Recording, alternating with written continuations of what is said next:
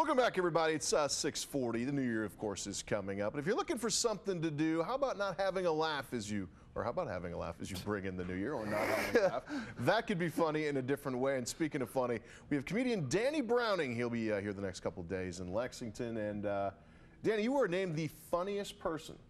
Is it funniest person in Lexington? The funniest person in Lexington, yeah. It's quite an honor. I mean, do you have a belt for that? I mean, what do you get with that? I got a really big trophy, and I get to appear on your TV station this morning. Those are my prizes. That's it? Yeah. That was a contest with 40 people, 40 comedians from across the region, and I was lucky enough to be named the winner of that. So you've obviously, like a lot of comedians, you probably have places that you find your humor in everyday life. I would assume would be one of them, but you have a background that we know about that comes from working in this industry. Anything particularly funny that you brought out of your time working in TV, which is a lot funnier than Let me tell you what, I recently did a Christmas party for a TV station, and I got to vent all the feelings I had and all the stuff I went through. Yeah, I've drawn off this. The problem with that is the stuff that I joke about, normal people wouldn't really understand, but you would. Right. I was a photojournalist, so like this time of year, I remember one Christmas Eve, it was snowy, it was cold, we had just done a live shot, and I was on top of the truck thawing out the mast on Christmas Eve, and not to mention what we have to deal with when we're with the reporters, but that's a whole different story. But we often call you guys our drivers. Yeah, I know. Well, television photographers are the hardest working, most underpaid people at a TV station.